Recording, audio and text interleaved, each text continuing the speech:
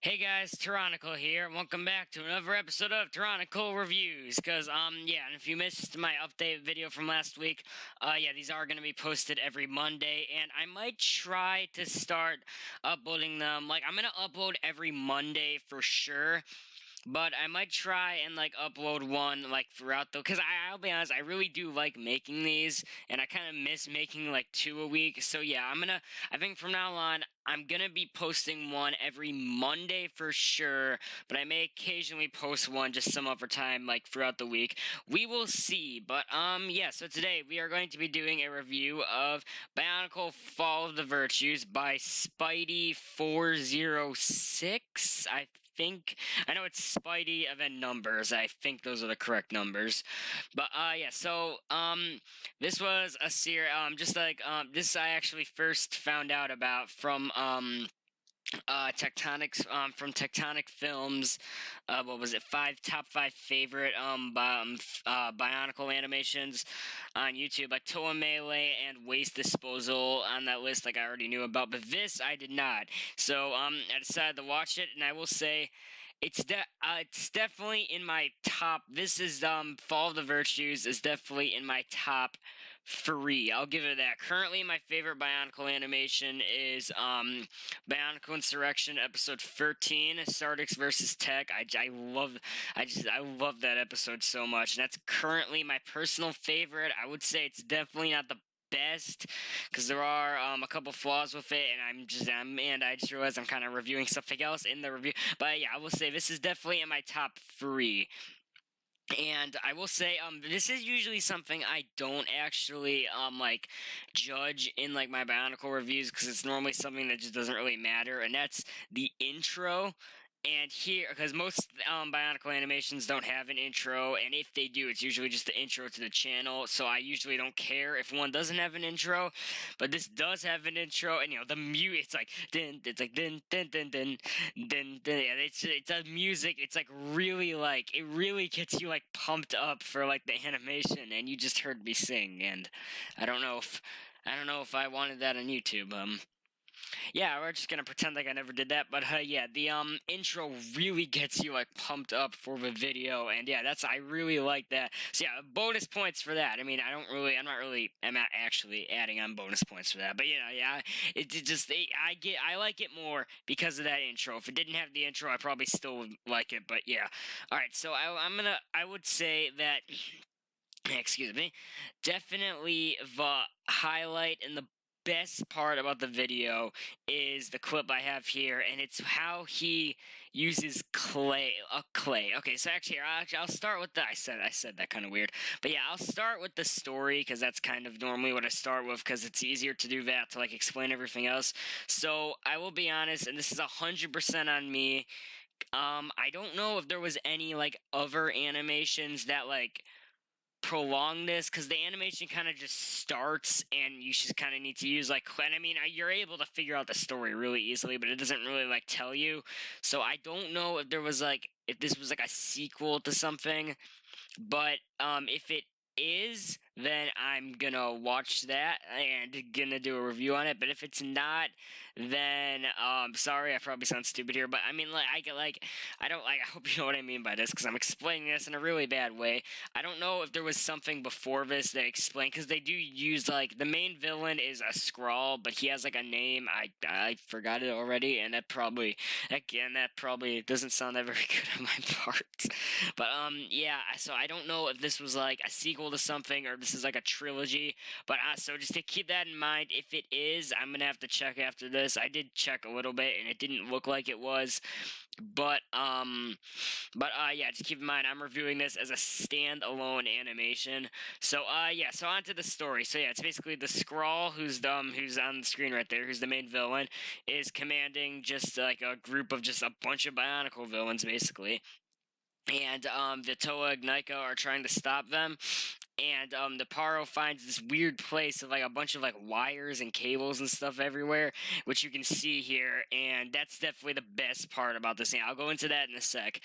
And he finds the Skrull there, and he ends up killing him. And the Skrull mentions that I like something like I hold the power, and then once you defeat me, you'll obtain this power. So he kills the Skrull. I mean, what happens? I mean, what happens to him? You see, what happens to Nuparu because he new Paru because he gets sent out on its own. You see what happens here. The the shadow like comes onto him and like possesses him, and here it's starting to do that. And that's the highlight of the whole animation. How he used clay like to like kind of like interpret the like shadow power. It's like it's so he like stabs him and then the shadow like comes onto the sword and then it like spreads throughout his body. And when the Skrull actually like comes like it appears for the first time, the clay like comes out of the ground like it's really cool. And I just got a Chippy Gaming notification. That's I didn't need to mention that. But yeah, and definitely okay, I will say that the worst and best part. So the best part about it is how he uses clay and like the wires and like cables and stuff in the I think those are I actually don't know what he used to make those kind of like black kind of like cable like things in the background. But yeah, how he like used that I'm guessing it's just clay because he put clay on the whole like ground and that was really cool. Yeah, and I'm guessing at the back I don't know what he used for the background actually, but yeah, how he like uses clay for that and how he does like puts all like the wiry stuff like everywhere, that was really cool. But I will say that well, the best part about it, in my opinion, was kind of like the set design for for like the lair with like all the clay and stuff. The worst part is probably the set design for the actual battle because it's basically just carpet with a black box around it, and that's honestly I'm gonna be 100% honest, that's kind of in like a standalone animation. I've mentioned this a million times, but in a standalone animation like this, I'd like to see a little bit extra effort put into set design, and that's probably the most just basic set design you could have.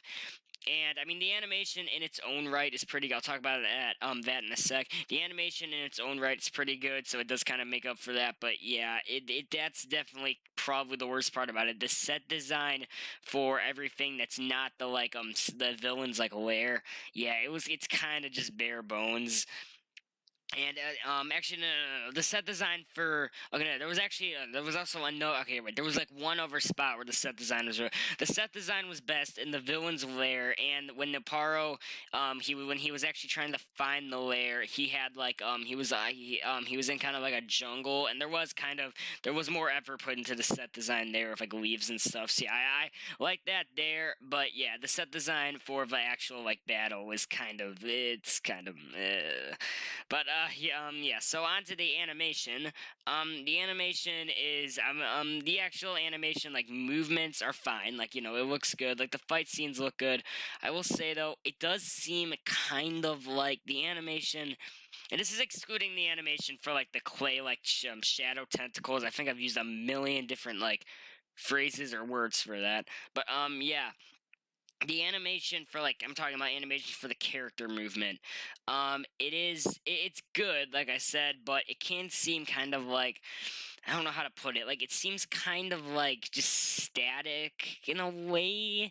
Kind of like I don't know how to like kind of like how a I just said that twice. I'm trying to think of a way to explain this. Like how video game characters have like walk cycles kind of. It can seem kind of the animation was like done like on a computer. Like if that makes sense, it seems kind of like choreo. I don't know how to explain this. I probably like it seems stiff basically. That's kind of I guess that's the best way to describe it. Yeah, it's like the movements are fine, but it just seems a little bit stiff at times. Like the fights have a good sound effects and stuff. It's just the actual when the like swords like clang together and stuff, like the movements of it are just kind of stiff, and that's kind of I do know this is actually kind of in some other Bionicle animations, and that it was kind. This was kind of my problem with Waste Disposal too. The animation can be kind of like stiff at times, and I mean yeah, it's good. It just can be kind of stiff. So yeah, it's good. Obviously, like I've said a million times, but yeah, it was just I'm repeating myself basically here. So yeah, on to the final verdict. So overall, story 9 out of 10, animation 9 out of 10, and presentation 9 out of 10. My ice dispenser just went off, and that kind of scared me. Oh my gosh. But yeah, so overall, yeah, he did everything really well in my opinion.